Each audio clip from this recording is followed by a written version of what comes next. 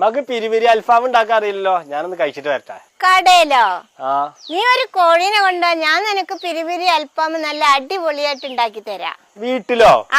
ഒരു കോഴീനെ 4 കഷ്ണാക്കി ചെറുതായിട്ടൊന്ന് അടിച്ച് വരഞ്ഞ് കഴുകി അങ്ങോട്ട് വെച്ചു. ഇനി ഒരു ചട്ടിയില് 1.5 ടേബിൾ സ്പൂണ് പച്ചമല്ലി, 4-5 വറ്റൽമുളക്, 1 ടീസ്പൂണ് കുരുമുളക്, 2-3 ബിരിയാണി ഇല, ചെറിയ കഷ്ണം കറുകപ്പട്ട, 3 ഗ്രാമ്പു, 4 ഏലക്ക, 1 ടീസ്പൂണ് പെരുംജീരകമും 1 ടീസ്പൂണ് ചെറിയ ജീരകമും ഇട്ട് നന്നായിട്ട് വറുത്ത് പൊടിച്ചങ്ങട്ട് വെച്ചു. ഇനി ഒരു ജാറില് 1 വലിയ ഉള്ളി, 1 തക്കാളി, 10-12 വെളുത്തുള്ളി, 1 ഇഞ്ച് വലുപ്പത്തിലുള്ള ഇഞ്ചി, 1/4 കപ്പ് പുതിനയിലയും 1/2 കപ്പ് മല്ലിയിലയും ഇട്ട് വെള്ളം ഒന്നും ചേർക്കാതെ അരച്ചങ്ങട്ട് വെച്ചു. ഇനി ഒരു പാത്രത്തില് 3 ടേബിൾ സ്പൂണ് തൈര്, 1 ടേബിൾ സ്പൂണ് നാരങ്ങ നീരും ഒഴിച്ച് പൊടിച്ചു വെച്ച മസാലയും ഇട്ട് നന്നായിട്ട് ഇളക്കി മിക്സാക്കി നമ്മൾ അരച്ചു വെച്ചതും ഇട്ട് അതിന്റെ കൂടെ 2 ടീസ്പൂണ് കാശ്മീർ മുളക് പൊടി, 1/4 ടീസ്പൂണ് മഞ്ഞപ്പൊടി,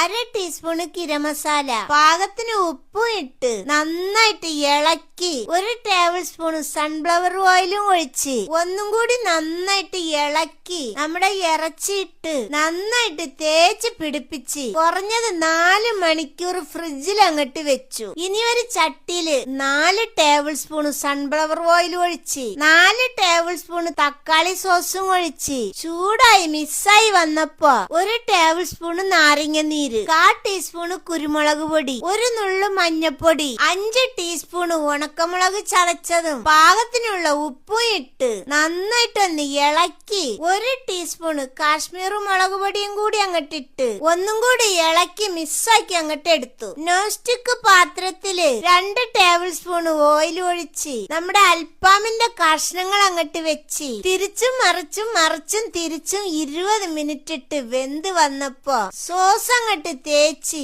ഒന്നും കൂടി തിരിച്ചും മറിച്ചും ഇട്ടങ്ങോട്ട് എടുത്തു. അത് വെച്ച പാത്രത്തില് കനലിട്ട് ലേശം ഓയിൽ ഒഴിച്ച് പുകഞ്ഞു വരുമ്പോ മൂടി അങ്ങോട്ട് വെച്ച് 5 മിനിറ്റ് കഴിഞ്ഞ് അങ്ങോട്ട് എടുത്ത എന്റെ മക്കളെ അൽഫാം റെഡിയായി.